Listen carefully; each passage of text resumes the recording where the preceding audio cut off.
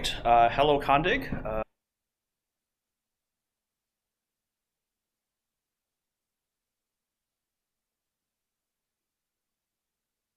AWS and level up with AWS SAM. I'm really excited to get to learn some new things from Brad over here. So really excited about that. Some brief announcements before we get started. Hello YouTube, thanks for watching us. Like and subscribe as per usual. You can find all of our past recordings on our channel at youtube.com/c/condig. So very good stuff. Like and subscribe, and that helps us get found as well, but that's really helpful. If you're local, please be respectful of the Wi-Fi usage so we can stream to the folks watching online. Thank you, Improving, for hosting, and pizza and beverages and Pringles and candy. I'm sampling everything and it's all good, so we're always happy to be here. And thank you to JetBrains for providing our raffle sponsorship. We'll be raffling off a license today as always, so that's always nice. I used some of their tools today to profile code and to make .NET code faster. That was a lot of fun. So other groups in the area, we have CBus.js, still active. Guy Royce is running that one. That's a good group. Check them out at columbus.js.org. They're somewhat infrequent, I think, somewhat irregular, but it's a good group when it meets. CBus Data is still active as well if you are into SQL Server and all the data stuff. So another good group to check out. The JavaScript and Friends conference is tomorrow, so I think you actually may still be able to buy a ticket for $40, but it's tomorrow at Quest, so enjoy that if you're going, and if you want to go, I think you might still have the option. And then CodeMash. CodeMash is coming up in January. The call for speakers is active until mid next week when we move into September. If you want help submitting an abstract, you have something you might want to think about presenting, talk to us. We're happy to help you, happy to coach you. We'd love to see you presenting there. Meeting calendar. I actually lost my edit rights to this, so I have to go through my new Office account to get that back. So I had a busier day than expected. This is not July, this is August, and this is not me giving my talk on Polyglot Notebooks. This is Brad Knowles talking about leveling up with AWS SAM. So I'm super excited about that. Next month, we're going to have an introduction to Blazor for C# devs by Barrett Blake. And then Alan Barber is going to be closing us out for the year in October. So that'll be a lot of fun. Anybody here looking for work? Okay. Anybody here hiring? No, we're hiring a lead developer. Alan, you're hiring something. Talk to us. We're happy to hook you up with people. And if you want to be involved in the program, we got room. Just talk to Alan or I, and we'll be happy to connect you there.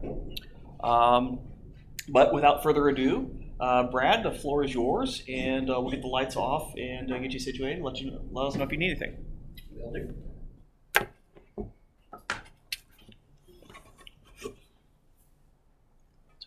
Sorry. Also, give you a heads up while he sets up. The Ohio Linux Fest is downtown. And I did mean to plug the new, so Ohio Linux Fest, what dates? 8th and 9th of September. Okay, September 8th and 9th, a little earlier this year than last year. And then there's another group in town, Tech Support. Very good group, definitely check them out. I'm not sure when the next meeting is, but very good group. Yeah, they're a meetup. I'll post a link to that in our comments.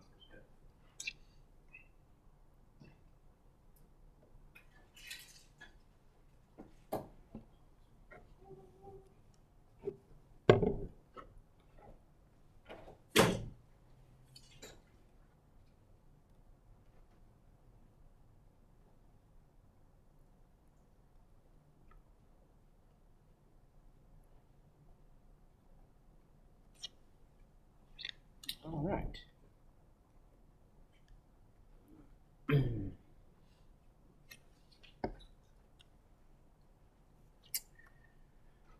All right, well, welcome everybody, both here and in person and online, whether you're watching us live or later.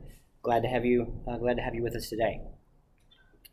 So if I had to guess, a lot of you may be wondering, why is there an AWS related talk at a .NET group? Everybody knows you choose one of the other cloud providers for your .NET projects. Well, surprisingly, AWS actually has numerous options for running your .NET workloads. I'd even go as far as to say that .NET is a first-class citizen in AWS. And this evening, we're going to talk specifically about running running .NET in AWS Lambda, which is our serverless or function-as-a-service platform. As a matter of fact, we actually have so many choices on how to run C# code in AWS Lambda, you actually can get a little bit of analysis paralysis as you're starting out. Now, lots of folks usually start their journey in Visual Studio. They'll do File, New Project. We have some AWS templates to get you started. They'll write some code, and then this is great. I have code. I have a Lambda. Inevitably, they'll end up asking two questions. The first one is, how do I test this thing now that I have it? And then the other one is, how do I deploy it? Well, AWS has a lot of mechanisms for both testing and deploying. For testing, there's the mock Lambda test tool, which is actually a local Blazor app that was written by people in Seattle as part of the Visual Studio extension. There's Lambda aliases, which is a way to, when you deploy your Lambda function, you can tag it. You can almost think of it like Docker tags, where you can tag the latest, but then tag other images that you put up there and use those for testing. Lambda has a similar function with its alias mechanism. Deployment-wise, you can actually deploy straight from Visual Studio using the AWS Toolkit extension. That is for development purposes only. Please don't do that from production. You can use the .NET CLI, actually. There's pure CloudFormation, and CloudFormation is our infrastructure as code, or rather YAML product. There's the Cloud Development Toolkit, which is actually an infrastructure as code product, because you can use C# to create your AWS infrastructure. And then, of course, there's the ever-popular third-party product Terraform, and the list goes on. There's actually more. And it's great that we have all these choices, but like I mentioned, numerous choices leads to a little bit of analysis paralysis in terms of what do I do, where do I get started, where do I go from here? Now, some of these methods that I mentioned can either work well for prototyping. That's that, right-click in Visual Studio and deploy and test some code real quick in AWS. That scenario works well for that. There are other of these things that I mentioned that worked well in CI/CD platforms, and others still work for more manual deployment scenarios. Now, tonight, we're going to actually talk about a toolkit that can be used for all of those scenarios. One thing that can be used all over the place. One way to write, test, and deploy Lambdas, no matter your scenario. My name is Brad Knowles. I'm a cloud application architect with AWS Professional Services. And today, I'm going to show you how the serverless application model, which we affectionately call SAM, can level up your serverless development game. Now that's great. There we go. But what is SAM? Well, if you're in marketing, they'll say something like this. The AWS Serverless Application Model is a toolkit that improves the developer experience of building and running serverless applications in AWS. It consists of two parts, a template specification, which is an open source framework you can use to define your serverless application infrastructure on AWS, and the command line interface tool, which uses those templates and supported third-party integrations, Terraform, to build and run your serverless applications. All right, but what does that really mean? For you and I as developers and architects, what does it actually mean? Well, as I mentioned, there are two parts.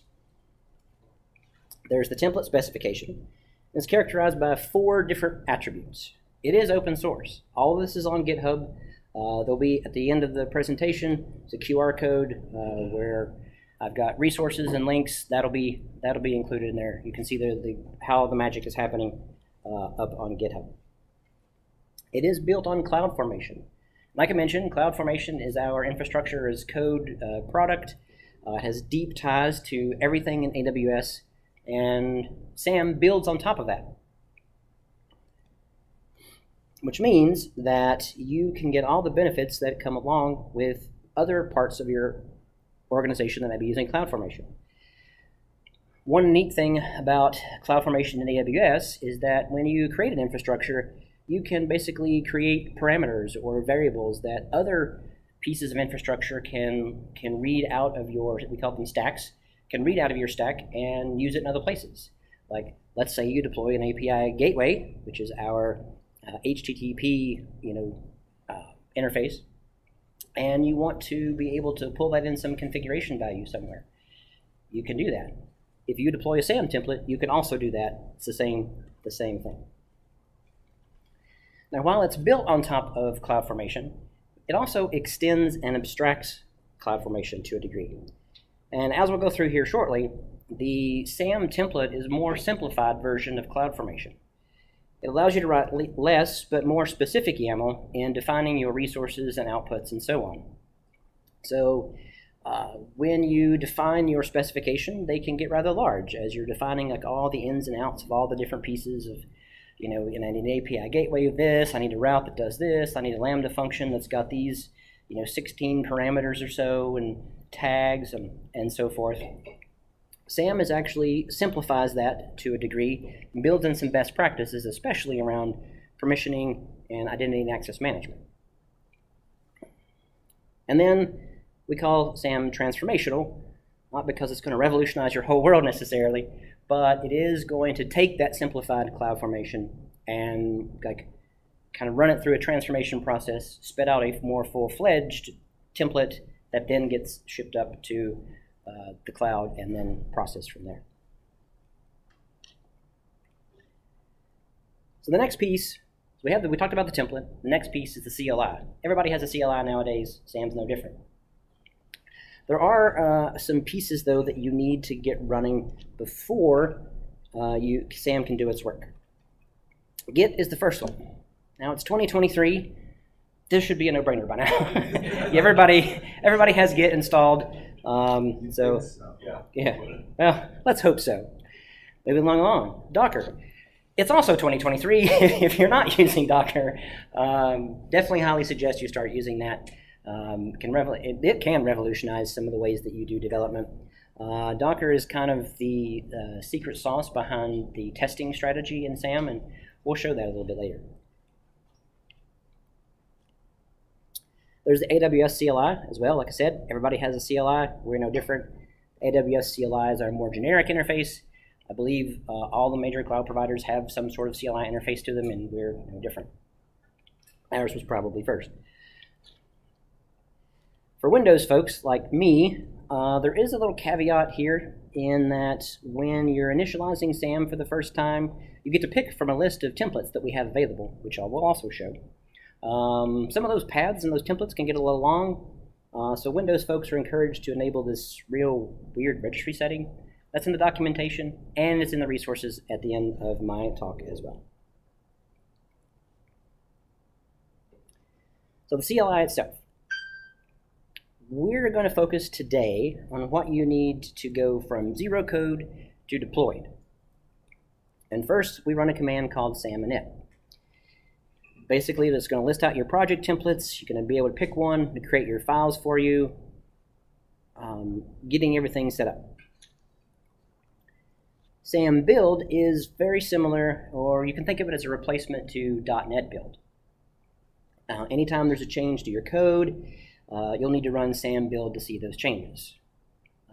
So pro tip number one, always run SAM build. There is a very good chance during the course of this very evening I will forget to run SAM build, and you'll see that things won't work as expected. But run SAM build, and we're going to run these commands. We're going to go through what happens behind the scenes. Like part of this talk is to understand the magic that's happening underneath the covers, and so we're going to dive into that. There's SAM local and SAM sync, and these again are kind of the secret sauce behind what makes SAM really cool for testing. I'm going to say there's a little bit of a surprise, and we'll come back to that. And then SAM deploy, which, you guessed it, is for deploying. This is the command you'd actually run to push everything up and actually get things deployed in your AWS account. There are several more options and functions and parameters that you can go through, covered in the documentation. And like I said, the link at the end of the presentation will have resources that you can follow with. All right, enough talking. Let's actually look at some code. W was slow. C for codes. Love that. They did not pre-approve this, so that's why that's there. All right. So there's going to be two quick notes for, or actually there's a quick note for this demo. This is VS Code, obviously. I'm using PowerShell 7 in here, and this funky thing you see here is just some customizations to my personal prompt. This is not part of SAM. You're going to see a little bit more information than maybe you would on your command line, but I didn't want people to see that and be like, oh wow, SAM does all this cool, crazy stuff. No, that's something different. We can talk about that later after the talk if you want, but that's what that is there for. All right, we're going to do SAM init. We are presented, yep, there we go. We are presented with some choices right out of the gate. We've got the Quickstart Templates and the custom template location. We're going to pick Quickstart Templates. And as you can see, there's a list of like 17 different options about all the different template projects that you can create, except not quite. I'm going to speed through this template here and show you what I mean. So, out of those 17 templates, we actually support several different languages and runtimes. So there's .NET, here we have Go, we've got the umpteen different flavors of Java, Node, several different versions of Python, Ruby, and then even Rust is hanging out down here at the bottom too. This is a .NET talk. I'm a .NET dev, and so what we want to do is we want to just see the ones that are related to .NET. So go run that command again. I'm going to choose the Quickstart Templates again, and these are the ones that work with .NET 6. If you would have picked one of those other templates and then spit out the code, it would have spit out Python or Java or something, and you've been totally confused. So you can filter those down by which runtimes they support. There's a quick note. You can actually create your own templates too. If you have certain requirements about how your function should be set up, or certain things that you have to include for the security folks to be happy, or the finance folks to be happy, whatever is in there, you can actually build your own templates. And as you went through this process, you'd pick option number 2, and you would tell it, this is where my template's at, and you could use that too.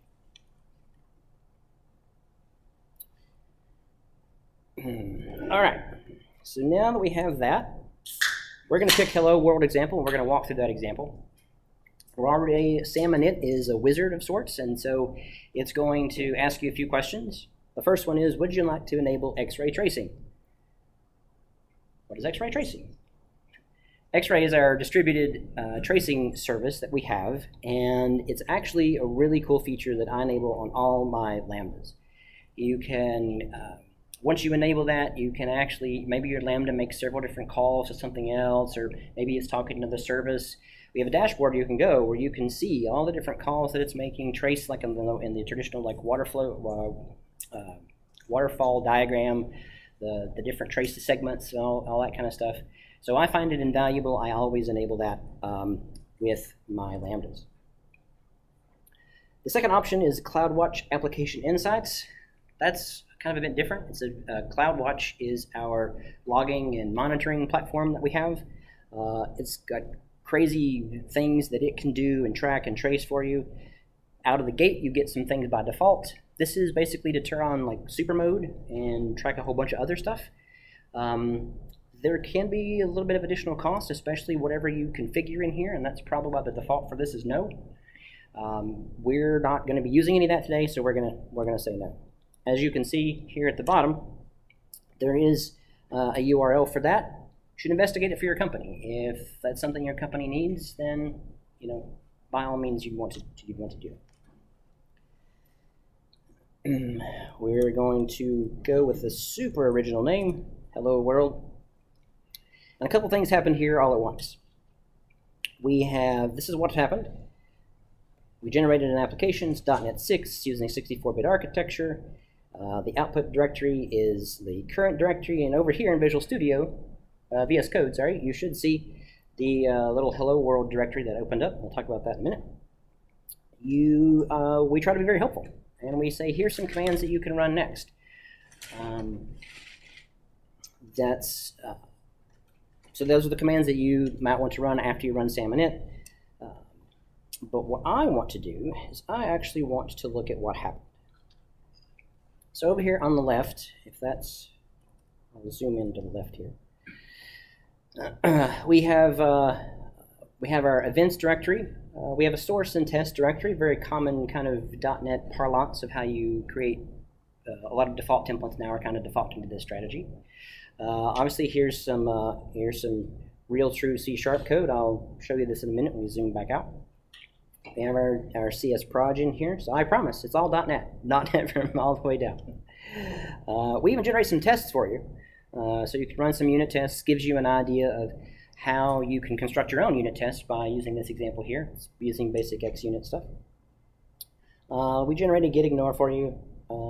There's a configuration file. Here's a Readme file, and then here's this template YAML file. That is, well, I need to zoom this back out. There we go. This is the template that we talked about. There's two parts to SAM. There's the template. This is the YAML file. We'll dig into the details of that in a minute. But strangely enough, I want to highlight the Readme file. Inside, when we create a brand new project, there's a Readme file that has a lot of additional information and links and talks about some of the commands that we'll talk about tonight. There are commands that we won't get to talk about that are in here as well. For example, I'm using VS Code, but we actually support a whole bunch of different IDEs. Here's the JetBrains line. Down here is VS Code, and we do support Visual Studio proper. So the README is a really good place to go. As you can see, this is not just, hey, README, hello world. We go into depth about the different commands that you can run and how you can do some of that stuff. And like I said, we're going to talk about some of that. But there's some surprises in here that we won't talk about. So I always like to highlight this specifically, just because a lot of people skip over it and never look at it. Well, there's some valuable tidbits in it.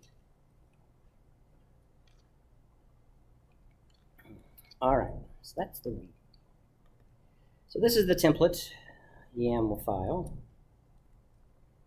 There we go. Now I don't know if a lot of you have seen CloudFormation before, but if not, if you have, some of this is going to look pretty familiar, but it's also going to look a little bit different. So this line is about 47 lines long, and inside this file we actually have defined a Lambda function, an API gateway, which again is our reverse proxy routing system. That's where your HTTP calls come in and can farm out to whatever service that you want, as well as permissions, making sure all those things are connected properly in 47 lines of code. If you wrote this by hand in like long form CloudFormation, it's not 47 lines. It's a bit more complex. In here, we actually have, so I'll just go into the details of a CloudFormation template real quick. We have a section called globals. This is basically to set up a bunch of global variables, if you will. And if something in the resources section, which is where you define the things you actually want to create, your Lambda functions, your DynamoDB tables, your SQSQs, whatever, if you don't override those values from the globals, they'll just kind of inherit down. You can see we've actually have done that here. We created a hello world serverless function, and we said, you know what, we want memory size to be 256 instead of 128. From personal experience, I would probably, the 256 megs is the lowest amount of RAM I would recommend for your Lambda functions to run. Everything just runs a lot better when you're using a little bit more RAM. We also have some environment variables defined. That's the new, if you're familiar with like the 12-factor app kind of style, environment variables are how you define a lot of locations for secrets, that kind of things. We can do that in here as well. And here's this event. Here's where we say, you know what, I'm going to create a Lambda function, but then I need some way to talk to it. I need some way to actually communicate with it.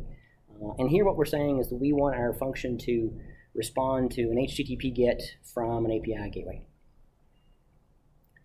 Down here is this output section where we talk about the things that we want to output. Again, we are outputting that URL for consumption, either from someone who's just going in the console, be like, hey, what's the URL for our API gateway? Oh, go look it up in the console. It's right there. And there's some variable replacement here, so it'll do the magic of creating the right of filling that out and making sure it's the actual URL. You can click on it and go for it. And there's a couple other sections in here too. But whether you've worked with AWS or Azure or GCP, one of the things that we always harp on is permissions and security and IAM and make sure that people can't get to what they're not supposed to and that kind of stuff. So if you noticed, there's something missing from here. All of that. all of that stuff that we talked about, well, how do I know that my API gateway has the right roles or permissions to actually talk to the function and back and forth? And that is the beauty of SAM, is it takes care of that for you. When it runs to that transformation process, it figures out, oh, you need an API gateway. You need a GET request. I'm going to use the best practices of security to create a policy just for what you need and make all that stuff work.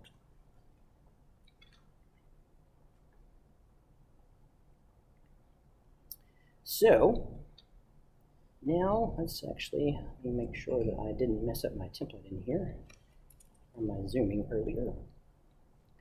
All right.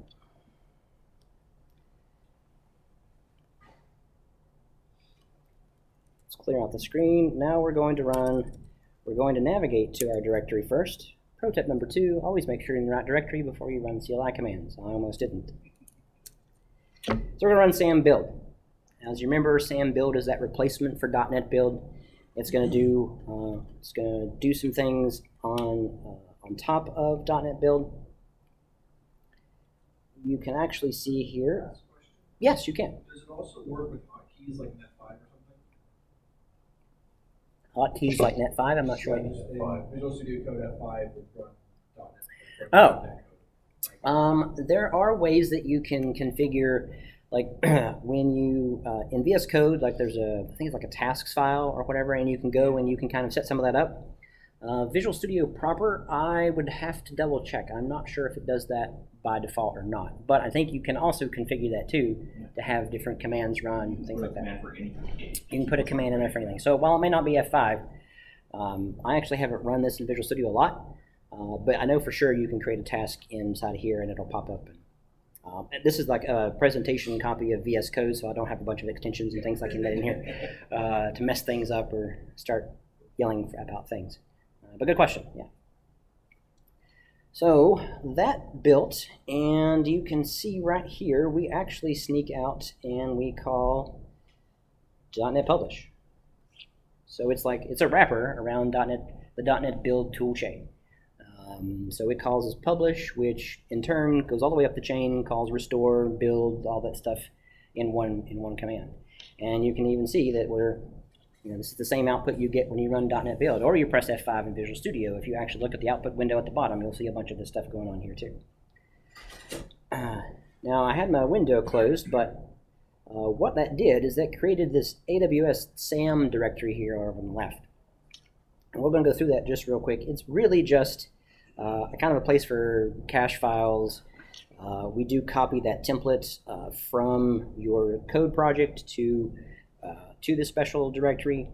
Some of the other tools later that we're going to show read from this directory, so that allows you to change you can be editing your code while it's running because they're not using the same exact file. But this is a directory of cache for various things, which is why you always have to run sam build so that this cache continually gets up to date.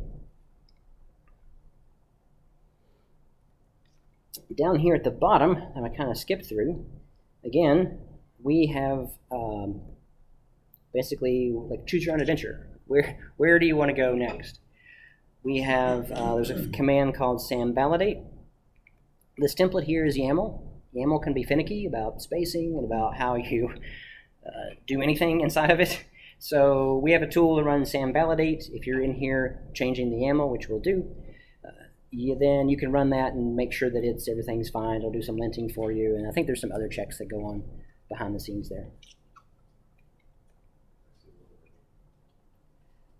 SAM local and SAM sync, like I've mentioned before, that's kind of our secret testing sauce. We'll talk about those.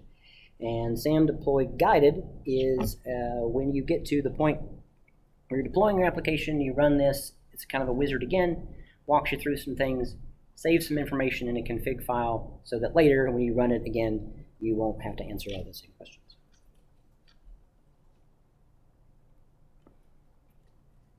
All right.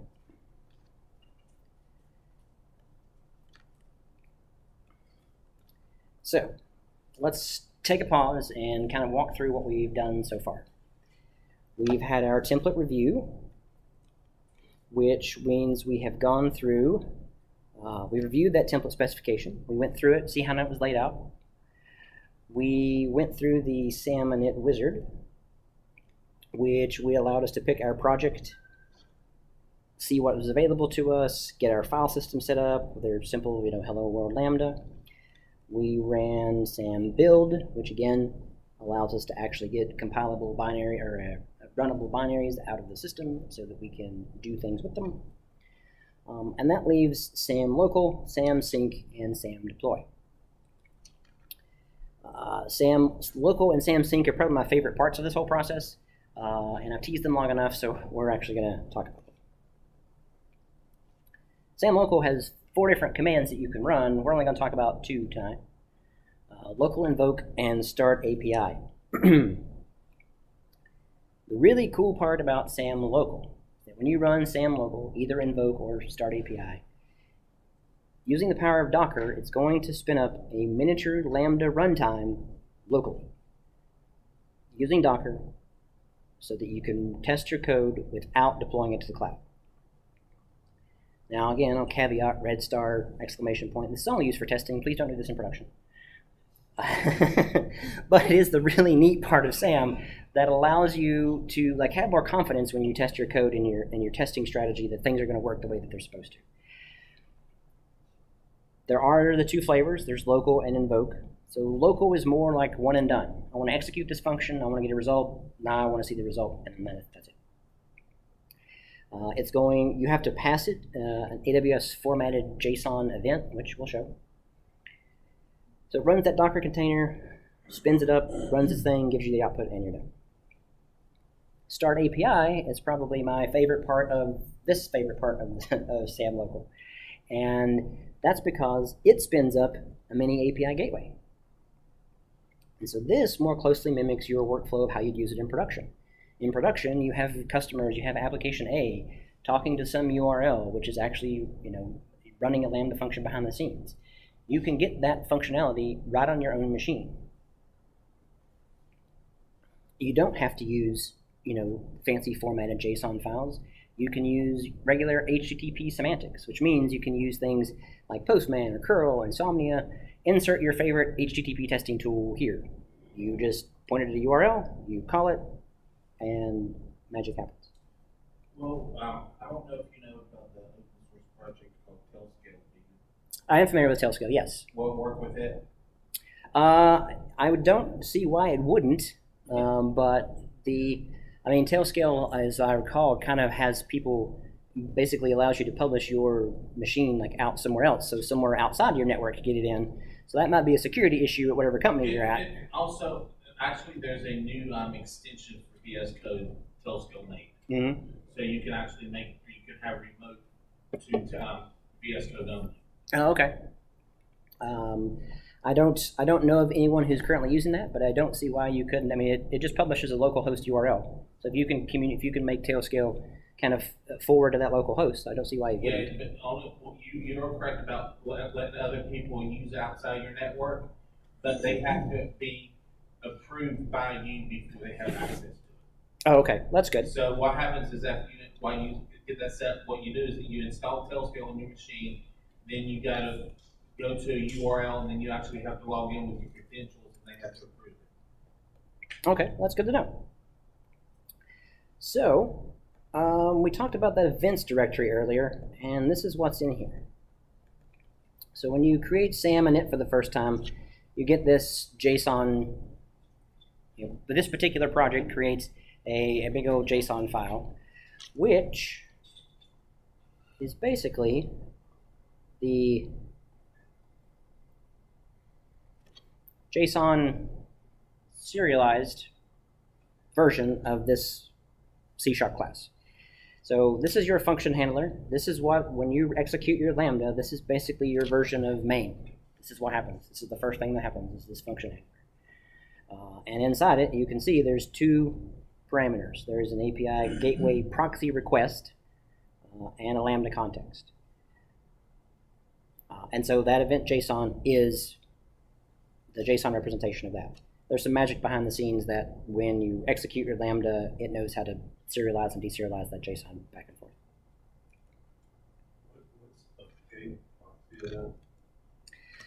So so since C# is a statically typed language, we have classes, models basically, for all the events that happen in AWS. Like our SDK, our C# SDK is crazy huge in what it can support. And so when API gateway, so you use an HTTP call, you talk to API gateway. API gateway creates a JSON payload and basically calls Lambda with it. And so that's what that is it takes all the stuff, it pulls in, let's see. So all the stuff that's in here is what it gathered from the calling HTTP request. So if someone called your API gateway endpoint with a GET method and they passed it some special headers, API gateway takes all that up, packages it in this JSON file, and ships it to your Lambda. So you have access to all of that that's in there. It's the kind of secret sauce between that, is it just packages it up and executes that function. Case in point, if you have, if your company has special HTTP headers or things like that you need to test with, credentials or whatever, this file is completely editable. You change it to however you need it to work so that you can use that functionality inside your Lambda. If you need, so this is obviously just one type of request. Let's say you're building a Lambda that listens to a queue, or you're listening to somebody drops, probably seen all the demos. I'm going to drop this file into the S3 bucket. It's going to create a thumbnail from this image. Well, that's Lambda that can power that. And what's going to happen is that S3 is going to create an event. It's going to be a different one, but it's going to be similar. It's going to say, hey, Lambda, here's a bunch of JSON. And then your C# code is going to serialize that back into the object, deserialize that back into the object, and then execute it from there. If you do have functions that are listening to other events, SAM local can actually generate samples for you too. There's a whole list of things that it can generate so that you don't have to try to figure out that JSON file by hand.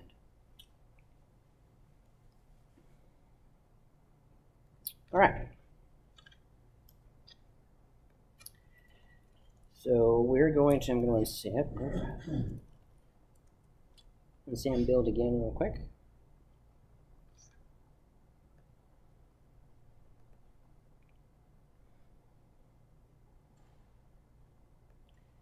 And then what we're going to do is we're actually going to run SAM local and see what happens.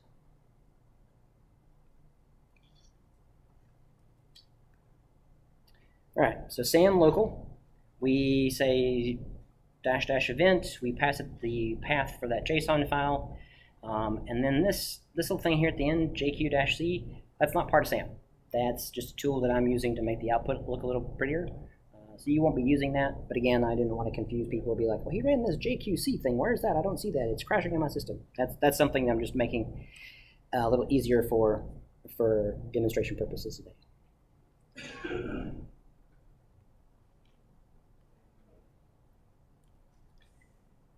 All right. So we'll scroll back up here. You can see, here we go. Local image is up to date using local image from the Amazon. So there's Docker Hub. If you're familiar with Docker, everybody's pulled down a Docker image from Docker Hub. Well, all the cloud providers have their own registry that's similar to Docker Hub. We are no different. We have our own, and this pulled down an image from that. I obviously pulled that down earlier so we didn't trash the Wi-Fi. So that ran that Docker container. It started executing and mounted our function, and then started executing it. If you are familiar with AWS at all, these should look familiar to you. This is what would show up in CloudWatch. You would go to the logs for your Lambda function. There's a bare minimum of things that we log when you execute a function, and this is it. Unless you add more logging statements, this is probably the amount of stuff that you're going to get. But SAM local brings that power down to you and tries to mimic it the best that it possibly can. So you just get a start request ID and you get an end request ID. Yes. You say it's bringing it down locally. It's just mimicking, and it's not actually logging your local calls to CloudWatch, right? That is correct. This is, yes, that's a good, the question was, while it's bringing it down locally, it's not sending your logs back up to CloudWatch. That is correct. There is a version of another command, though, that does do it in CloudWatch. But for this one, yes, that all stays local to your machine. We issued a hello world. We said we wanted an event passed to this function. Here's the output. Again, it's another JSON blob. We have our status code that says everything was great. We created, we passed back some default headers. And this is the actual message that the JSON itself, that the Lambda function is outputting. The disadvantages of trying to make everything big is that screen doesn't always scroll where you want it to. So we mentioned that the input was an API gateway proxy request. Well, the output is an API gateway proxy response. We also, too, are stellar at naming things. So this is a response. Again, this is just a short version of what that particular thing is. And this is what your code actually is outputting. This message hello world, and in this case, it's grabbing an IP address and outputting that. So what we're going to do real quick is we're going to add some things to this. I'm going to add some logging. I'll put that just right here. If anybody's a sci-fi fan, you might know where that phrase is from. Young lad Will Robinson.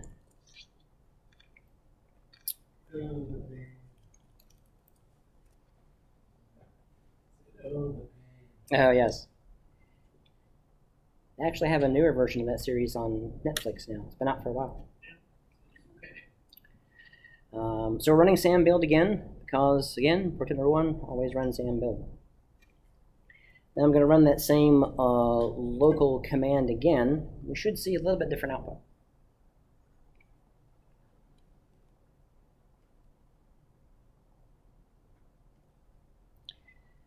So we see, I'll close this side here. Again, here's our start request stuff, and now we have our output in our warning. So if you ran this function in the cloud, you'd actually see the same exact thing. Because it's trying to mimic that local experience that you get. And you see that we've added a new property to our payload, which was basically just grabbing whatever HTTP method was used to call this function, and we're just outputting it on the command line. That's the example of using that API gateway request object that gets passed in to be able to use parameters off of it. So that is SAM local invoke. Again, it's really cool for different testing strategies. If you all have ever heard of the concept of, I think it's called verification testing, where you basically have a set of known output, like JSON files or whatnot, you could set up SAM local in a CI/CD pipeline or even in a unit test and have it output these files and then do file comparisons on them to make sure you're getting the right stuff. Yes? We have a lot of configuration on the CI/CD pipeline to have SAM local available. Like, are the AWS default build agents they already have it installed? I've had some dependencies and build pipeline issues in the past running tests. Yeah, no, true. Lots of issues. That is a good question. I don't know if it's on them by default, but if it's not, it is a fairly simple, if you're using Linux or whatnot, it's a very simple like apt-get command or whatnot. We do have instructions online about how to install them for the different operating systems. So in the very first part of your CLI thing, you could like pull down a bash script that unpacks it and then loads it. It's all public URLs. There's no like logins or anything you have to use to get the tools. So you can just download them and implement them that way. AWS CLI, what's that written in Python? Yes. Is SAM written in Python? I believe at the heart of it, it is, yes. It's written in Python. It's most likely written in Python. And then there's some magic to, well, the SAM CLI does not any magic, but like the C# SDKs, there's a whole lot of like transpilation and stuff going on to make, because even down at that level, I think there's some Python going on. But yes, as far as I know, it's probably also written in Python. All right, so that's SAM local. The next one is SAM start API. If I could type. There we go. One more time. This is going to do the same thing to a degree that SAM local did, but so we have our Docker image again. This is how it's spinning that up. This time, though, you'll see it's actually pointing us at his localhost URL. So it spun up a Docker container. It exposed those ports as needed. And this is telling us that at localhost 3000/hello, using GET requests, we'll see a result. Again, our ever lovely warning, this is a development server. Please don't do this in production. So let's actually hop on over to Postman and take a look. We have localhost 3000, hello. And I'm hiding the results. There we go. Again, this is the same results we got before, but again, you can see now there's no weird JSON wrappers around this thing or anything like this. This is true HTTP.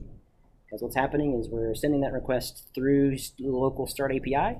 We are then, it's doing the magic of taking that request, calling the Lambda function for us, receiving the JSON result back, and parsing it back out to a regular HTTP response. Where does the context logging go when you're running it in this mode? Funny you should ask.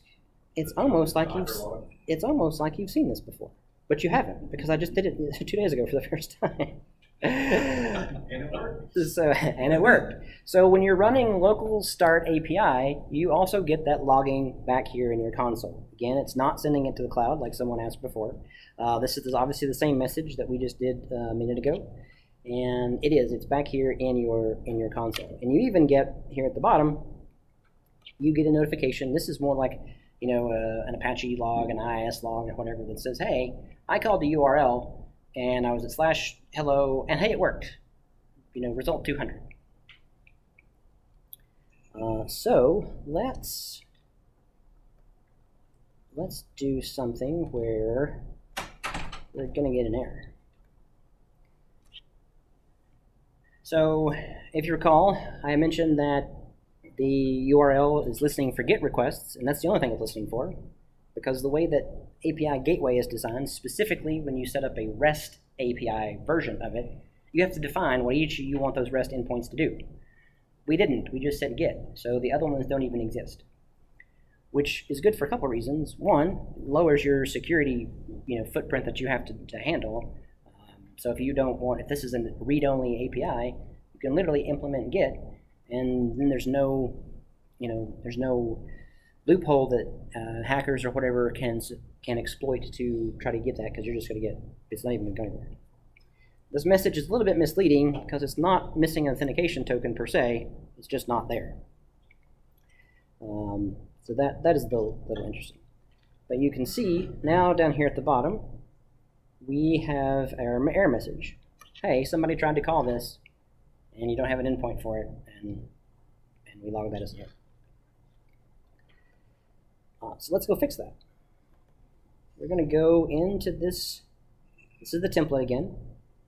And for this event section, I'm going to say I want some posts as well. So we have hello world get, and now we have a post. So hellos and posts. Start API is continuously running. So if you mentioned before, Salmon local invoke starts, stops, gives you a result. This keeps running, so you have to do Control-C to stop that. You have Yes. to save your file. Thank you. That was very helpful. Pro tip number 3 is always save your files. That's kind of crucial. I'll give you a heads up. I don't know if you know this. If you click File on VS Code, there is a auto-save feature. Yeah. Yeah, this is, again, it's a presentation profile, so I don't have any of the fancy stuff set up, just kind of bare bones. But yes, thank you for that. And my prophecy came true. I forgot to run SAM build. I forgot to do my own pro tip there. So I'm going to string a couple of commands together just in one line. So SAM build, then we're going to clear the screen, and then we're going to run it again. So even though we're changing a YAML file, you're like, well, it's a YAML file. Like, why do I need to run SAM build? It doesn't get compiled. It doesn't get to do any of that stuff. Well, that's because SAM build, in addition to compiling and running your C#, outputting your C# code, it copies all the extra files into that cache directory that we talked about. So all the SAM local stuff is running from those cached files, and if you don't have the latest copy in there, it's not going to work. Now you see that it is telling us that we have a get and post endpoint that we can talk to. If I run this again, we're still looking here at post. We're still the same URL. This time we're going to get our response the way they were supposed to. This has method post in it because that's the method that we used to call it. If we change this, it'll just switch over to get.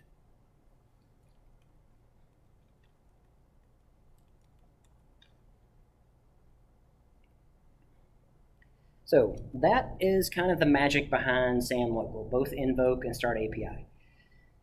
So start API actually really starts to shine as a great testing tool between applications you're running locally. So let's say you're debugging your app, and this app, calls this URL and calls a API Gateway Endpoint URL in production, and you are trying to test a new functionality. You can debug that app openly. You can debug that application locally, and then you can, through configuration, point it to your local system. And then you can see right on your own system how those things are interacting. You don't have to well, it's in the cloud. I don't know how to debug it. You can use that to examine those interactions between those apps more carefully. And that's, again, just how everybody's trying to close that dev test feedback loop. And this is one way that you can do that. You could even run some integration style testings with this, at least locally, without going to the cloud. You can spin it up in your CI/CD pipeline, spin up this URL, and now you can hit endpoints and kind of do some quick integration testing to make sure that you're doing that.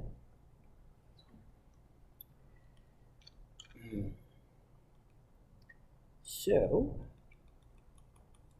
all right, that's SAM local.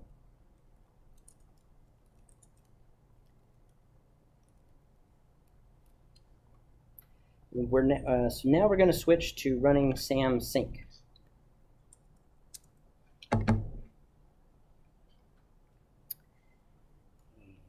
And SAM sync is really cool. Yes, all right. This is basically confirming that you know what you're doing, that this is against the development environment. So while SAM local keeps everything on your machine, SAM sync shoots it up to the cloud.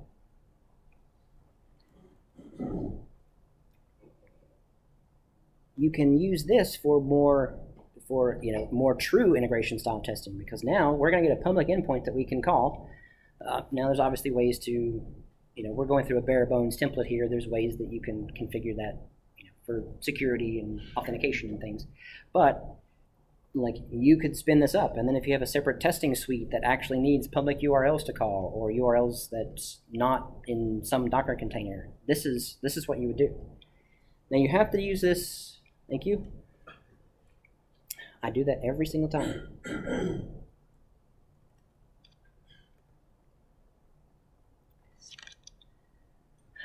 You do have to do this in a development environment because this does create and tear down resources. So again, that would preclude production. But I've even seen a lot of companies restrict their development environment for the developers. They don't let them create resources or tear down resources that haven't gone through some sort of pipeline or some minimal, at least, investigation. So if you happen to be one of those people who are going through that, you might tug on the ear of your CTO or manager or whoever and be like, you know what?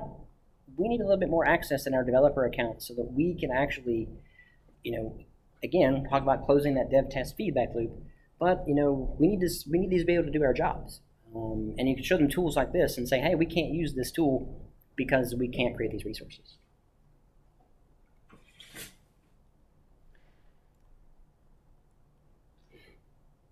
Now, while I was talking, kind of a bunch of stuff happened here.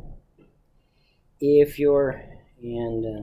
display isn't that great, but if you have ever deployed a CloudFormation stack from the command line, this is the output that you get. We literally deployed a CloudFormation stack that has, here we go. We haven't talked a lot about our roles and permissions yet, other than the fact that SAM takes care of them for you, and it does. You can see right here that it's doing that behind the scenes for you. Here it's creating our function. It's doing our REST API gateway endpoints. And then here at the bottom, we actually get that URL. So this is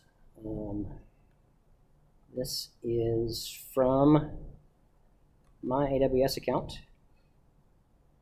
And we're going to go see what we can find over there.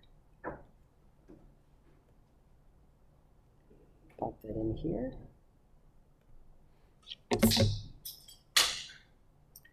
You can actually notice too that the IP address is different. So this is the IP address of this building here. And this is the IP address of whatever Lambda function executed that code.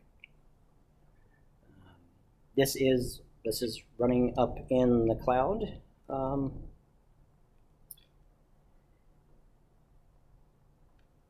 But what happens if we want to say, like, okay, this is all well and great. Now we have something that runs in the cloud. We've got the integration style test, and we have a real URL we can hit. I mean, heck, we can even say, hey, other developer, hit this URL. Tell me what you get. Like, what are you seeing? Those kinds of things. But I'm going to add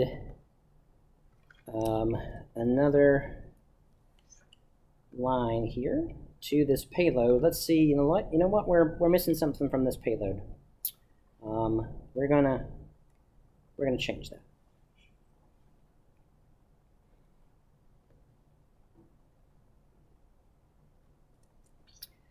We're going to go into our function. We're going to just tack on a new method to a new property to our object. But watch what happens when I save the file, which I am going to do this time because this is important. SAM sync is still running, just like SAM local was, but it's watching your system for changes, and it will automatically redeploy your infrastructure back to AWS. So you can think of SAM as kind of like hot reload, but for the cloud. So whatever change that you make, whether that's a C# code or whether that's a YAML file, it knows what to do. It does just the minimal amount that it needs to do to push those changes up so that it's as fast as it possibly can be. And we can see here that it has finished syncing. And if I pop back over now to Postman, we should see a new value at the bottom. And there we go. The IP address changed too, which means it's now a new Lambda runtime invocation. But when you need scenarios where things are working locally, like We've all said it. It works on my machine. You know, Docker was supposed to change that, but it's still we still say it. This can help you figure that out. Like, look, it works on my machine. Let me shoot it up to my developer account and figure out what's going on. Same scenario before. If your application is if you're testing something in your development accounts, or even like, you know, stage or something before you deploy and something's not working right, you could change some code real quick, add some additional logging, add some additional metrics so you can try to see what's going on, shoot this thing up to the cloud, point your application over to here, and be able to test that more quickly than you could trying to push a change through the chain, watch it go up, and watch PR approval requests, blah, blah, blah, blah. So that's another really great use case for having that testing capability. So our PM has come and told us that, you know what, I thought we needed a post endpoint, but you know what, we don't. Turns out this is a read-only API, and we don't really need that. So I'm going to go in here and comment that out, and now it's deploying again. This time you'll see different deployment going on. The other one was more traditional .NET build, publish, compile the bits, and ship them up. This is CloudFormation again. Now you're going to see that it's going to go through, and it's at some point here we're going to see that it's changing our. Oh, there we go. We see that it's changing our API configuration. It has to delete out that post route to our API REST tree there. And now we see the infra sync is complete. This is a pretty simple application, and there's not a lot of moving parts. Yeah. The larger one, once you kick off that flow, can you watch it in CloudFormation as it's doing the things that are reflected on the console that it says it's doing? Yeah, you can. Like I said, you probably won't have. It's probably done already. Oh yeah, it's definitely done already. But let's see if I can pull this up here real quick. In your stacks, you'll see the things that we'll put out there. Yeah. I can't seem to raise this up any higher. There we go. Oops. But yeah, see, there's some of the same information that's in here. And if we had done it, I can change it again and we can watch it. But yeah, this is the same information that you saw in the terminal is the same information that you'd see up in here. And while we're here, like here's those resources. This is the resources that it created.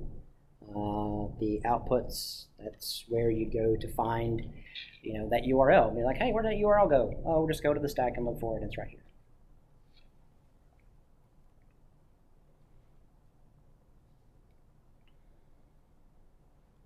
So that is the power of SAM Sync. It is, again, probably one of my favorite parts of this process, again, because you're getting that hot reload style of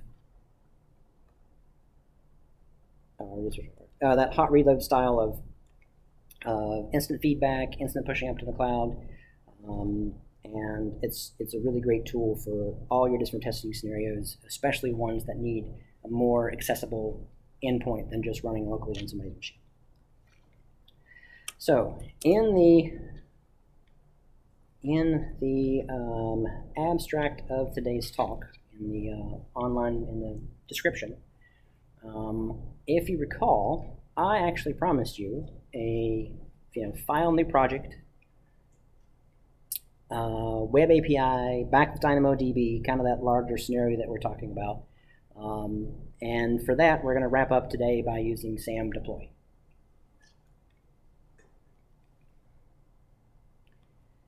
So we're going to create a brand new project.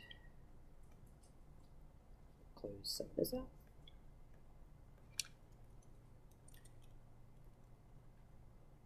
So again, we're going to do our SAM init this time. We're going to do .NET 6. Going to create a quick start. Now before we did hello world, very simple Lambda. This time we're going to do the serverless API. We're going to enable that X-ray tracing and say no to App Insights. Let's just call this Books API, and off we go. And over here we see now we have a Books API folder. Looks very similar to the other one, as it should. But if we look in here now we're getting to see more of the things that we're probably used to seeing. This is a Web API controller. We have our get, our post, inputs, and deletes. All that's in here. And it'll be one Lambda function will kind of just be the container for a whole API. Now, actually, I was going to run this before I finished talking, but let me run it after, and then we can actually go watch it in CloudWatch. So let's also take a look at this template real quick. Same template, same kind of style. You know, we have our same sections, but now you're going to notice a few things that are different. We still have our serverless function, but now we have this policies thing here. Like, Brad, you told me I didn't have to worry about IAM. Well, you don't, mostly. We have a policy section in our template that allows you to kind of customize what you do need, because not every Lambda will need full access to DynamoDB, or not everyone needs access to an S3 bucket, or they don't need the rights to delete something from S3. So we do have these predefined policies for all different kinds of services that we have. There is a link in the QR code at the end. You can scan that, and I have a link to where all these policies are defined. So this is an API, so obviously it needs to do all the Dynamo things. It's going to be basically managing your DynamoDB table, which is our DynamoDB is the AWS NoSQL database offering. The key value store read document database scenario. But again, all we really have to say is, like, you know what, this API, this Lambda needs all the rights, and this is the table that it needs the rights to. And that is defined down here as another resource. So the other Lambda just had one resource defined in it. This has this and the table. If you had an SQSQ, that would go in here as well. This again is a more streamlined version of how you would define a DynamoDB table. We just have the very basics. We have a name, we have what its primary key should be, and a couple of concurrency provision output kind of settings, and that's it. And from here, Sam builds the larger template, creates all the infrastructure for you, and moves on. So now, let's go ahead and run this, and then while it's running, we'll go over to Cloud, we'll go over to the browser and watch it from there. Oh, I did it.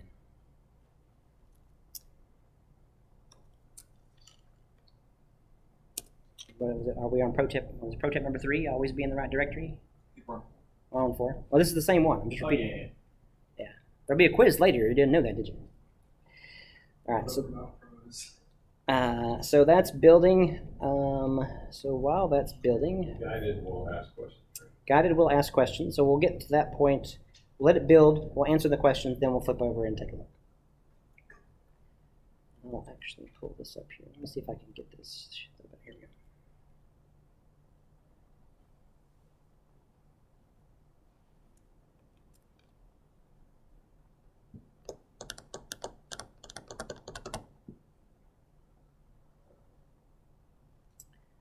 This happened the other day.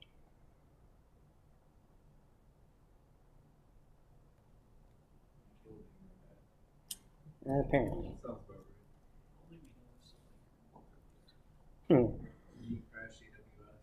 Let's try this again. Everything has run so smoothly up until right this point. Here we go. So now it's going to ask us some of these questions. What's going to ask us, so the name of our project is books.api, but it needs a name for the production CloudFormation container, the stack that we call it. It's asking us for a name for that. We'll call that Books API. Region US 1 East is fine.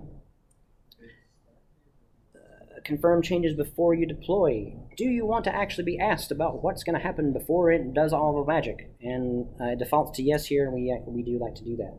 Do you want the SAM CLI to actually be able to do that role creation stuff for you? Why, yes, thank you, I would. If something goes wrong, do you want me to leave everything as, or do you want me to roll it back? I want you to roll it back, please. Thank you. Your API has no authentication. Is this okay? Normally the answer is no. But in this case, obviously for our demo purpose it's yes. And just to confirm, you get asked twice. Is the East Coast server you're on is the one in Ohio? US East 2 is Ohio. Where's one? One is in Virginia, Alexandria, or DC-ish area somewhere.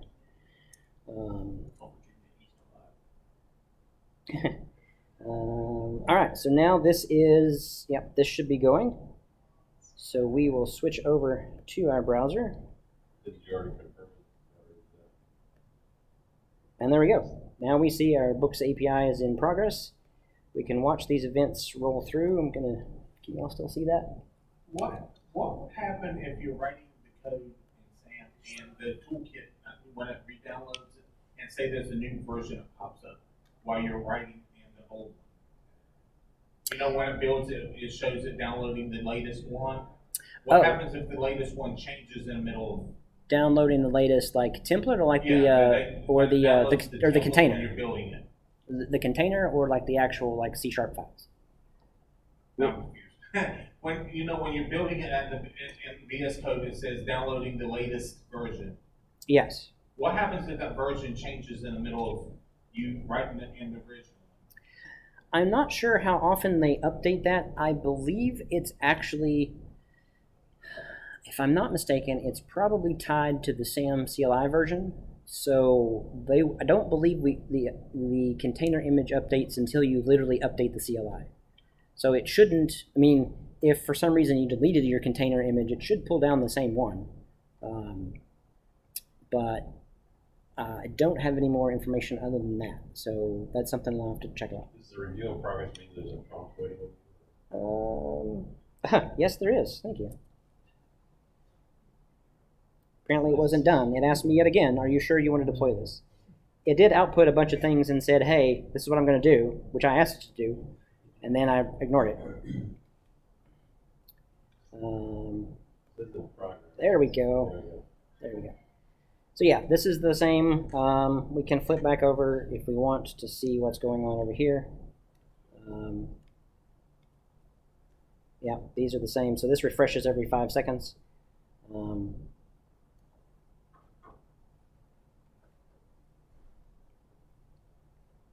And if we pop back over to here, so yeah, this is again, this is not just SAM sync. This is a full-fledged deploy. So it's meant to be a more permanent thing that you can have with that. So here we can see it's creating that sample table. It might actually be over here. Oh, yep. See, our table's already created. Let's see if we've got some Lambda functions hiding in here yet. Here's our hello world function that we created earlier, and here's the other one. It's already started to be created.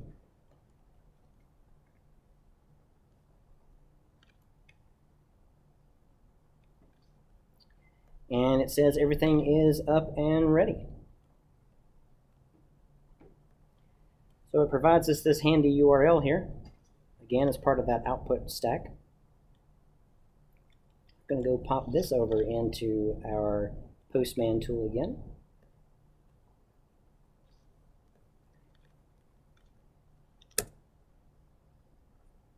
There we go. This is a ASP.NET Core Minimal API running on AWS Lambda. But if you, so obviously, since it's more of a default template, our default routing is API/books. Since we have a books controller, we don't have any books. We have, so it returns us an empty array. Those are bookends. Man, I wish I had thought of that. Yes, those are bookends. That's what happens when you have an empty bookshelf. You get more books. You get more books. That's the solution to that. That's the wrong solution. It keeps happening. That's a bug, not a feature. How do I turn it off? Or this is what happens when you go completely ebooks, and then you just have no books on your shelf. No, I have both. All right, so we're going to add a book because that's what we do, and whether or not we read it or not is another question. If you've side note, yes, if you've not ever had a chance to read The Martian, it's a really good book by Andy Weir, who was a computer programmer at NASA before he decided to become an author. And his first book was turned into a movie by Matt Damon, so it's a pretty good first book. I don't think Matt Damon turned it into a movie. Yes. Matt Damon starred in the movie. That was from the book. So we did a post request. We got a result back. We get an ID, so we know that it actually went up to the server.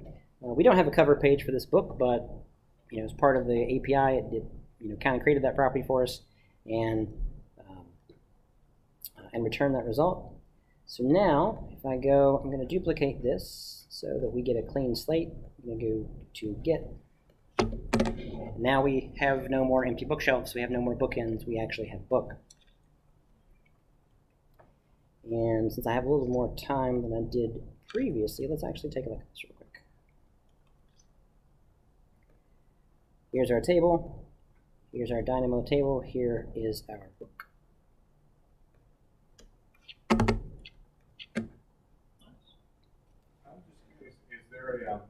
I don't know if you might actually would have to use it as a software when you're writing as a sample. Is there a way that you have to search the internet and pull the cover page? Oh, I mean, I'm sure I can write the code for that. Yeah. There are definitely APIs. Yeah, but yeah, there are definitely. I think the big giant bookstore might actually have some APIs for that. I know a lot of like that ebook software, Calibre, actually, I think uses an Amazon API to go get book images. So yeah, it's totally been done. There were definitely some public ones too. A lot of my students have done that. Yeah.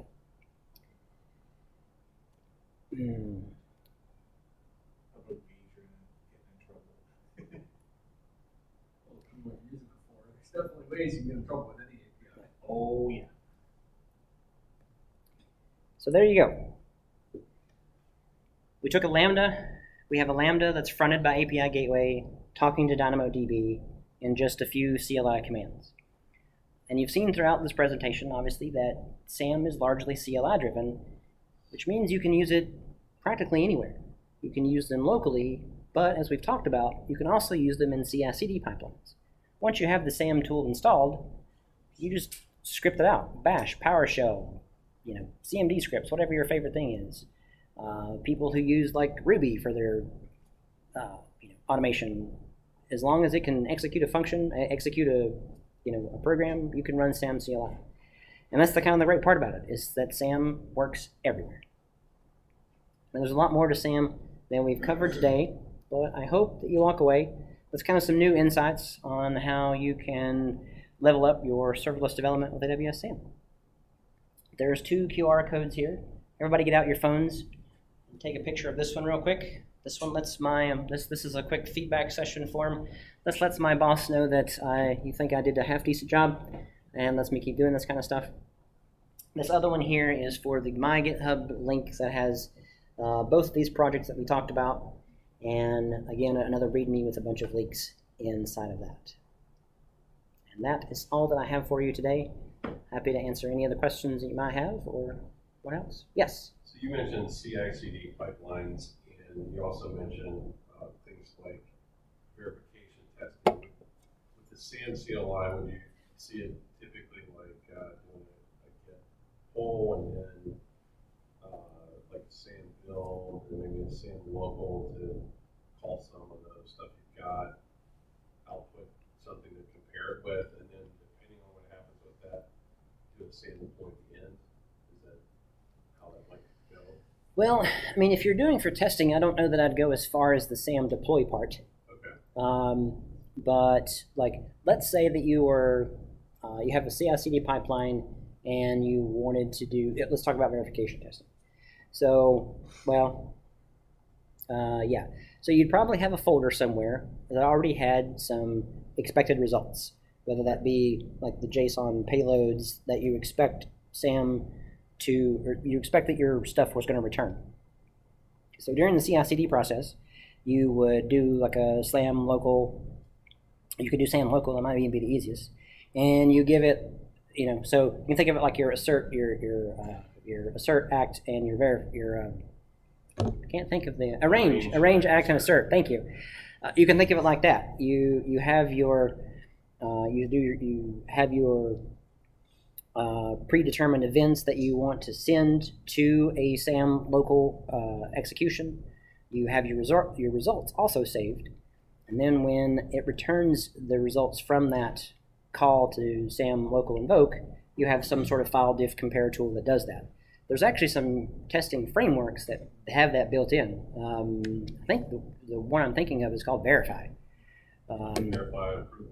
Verify approval tests. It even works with like XUnit. It's kind of got that built in. You can point it to the directories and files and kind of get some of that. It does like the file diffing stuff for you, so that you don't have to. And it'll flag your XUnit builds as failed. Yeah. I'm blind.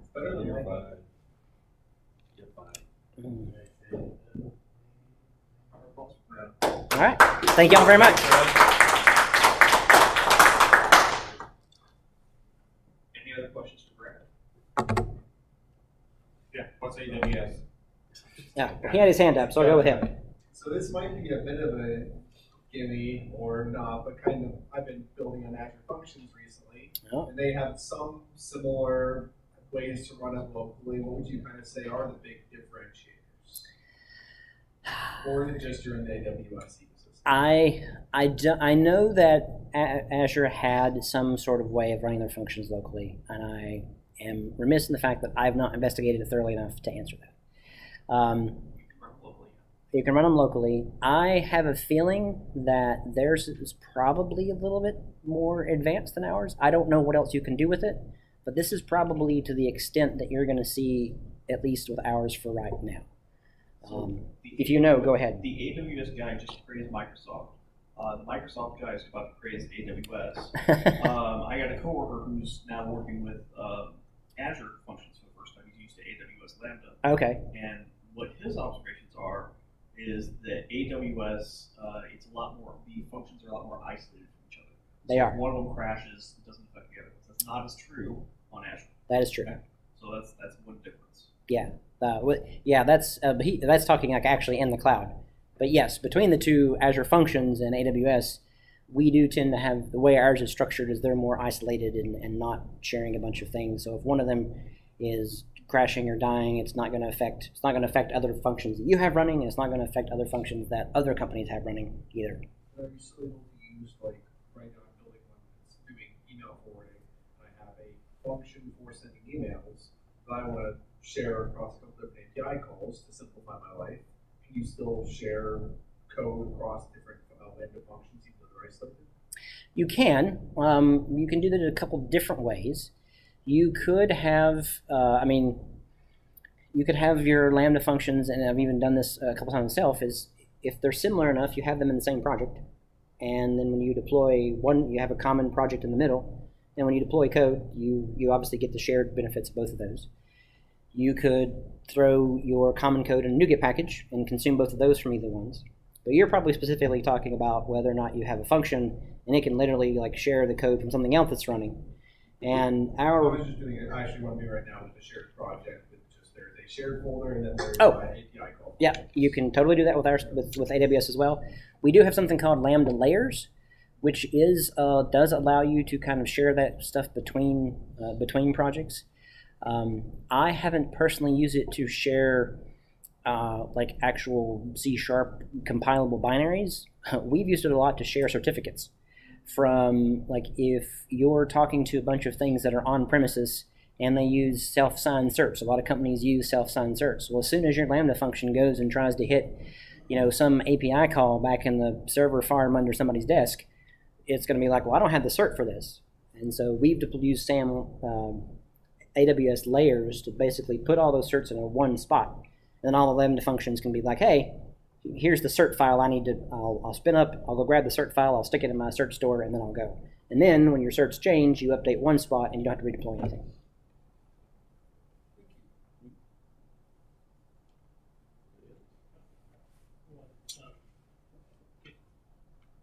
Does it specifically depend on Docker, or could you provide other containerization service like Podman? Or would it be simple as just take the latest saying Podman? That is a good question. I don't know the actual command line that it uses. It could actually just default to the API. So if you had something like Podman, you could try aliasing it to Docker. I imagine a lot of people probably do, just out of muscle memory habit. But this is where I'll punt and say it is open source. You could go to GitHub and check out and see how we're doing it. But that is a good question. I hadn't really thought of that to see about whether you could use other containerization software. Another one that's somewhat related, is it relatively easy to use a different language in the .NET environment than just C#?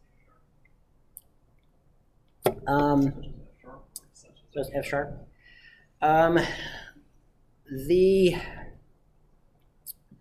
I don't see why not, because it's all .NET. We have the .NET runtime. I don't believe many of our samples are in F# or anything other than C#. But that doesn't necessarily preclude you from just running a .NET build on an F# app, and as long as at the end of the day it becomes a DLL, we'll run it. You can also, so we do have managed runtimes. We do .NET 6. We do not do .NET 7, and there are plans for .NET 8. We're trying to stick to the LTS cycle, so those are the ones I'm releasing on. But you can actually package your own runtime. So if you wanted to run .NET 7, because there's performance enhancements and benefits in there, as well as ahead of time compilation, you could package up kind of your own runtime and deploy that as well, and then run on that. So if there was some F# specific extension to the language, which I don't believe that there is, but if there was something strange or something that wasn't kind of built in by default, you could probably roll your own and get that to work. But as far as I know, .NET build and deploy, and as long as it becomes a DLL, we'll run it. So if we organize a community of people and say, hey, we really want more VB examples, is it possible for us to make it your job to write VB? No, I am not on the team that does that. Although I have been. Survey. If you put in the survey notes, Brad needs to write more VB. That survey. So the survey does go to me first, for the record. So, but if I do get fun comments like that, I'll share them with my boss. But yeah, no, there's a different team that would handle that kind of stuff specifically. We are in the process, though, of trying to update some of our samples and things like that, and trying to figure out what makes best sense when somebody does file a new project now. It's not VB. Oh yes, it's not VB. But so we have this empty handler function that's been out there for 15 years, and that's the one that everybody uses the most. So, yeah. All right. Do you know if the container that it downloads is the Amazon Linux distro, the .NET 6 Rapid container that it downloads? That is a good question. If you do run that, it does show you what the URL is. I've not investigated it. I know that Amy's you could pick we recently released Amazon Linux 2023. And we're definitely recommending everyone switch over their EC2 instances and things like that to Amazon Linux 2023. I don't know if these have been updated to do that yet or not, but it's something that we can investigate. At some point they will be, if they're not already. But I have not gotten a chance to investigate that.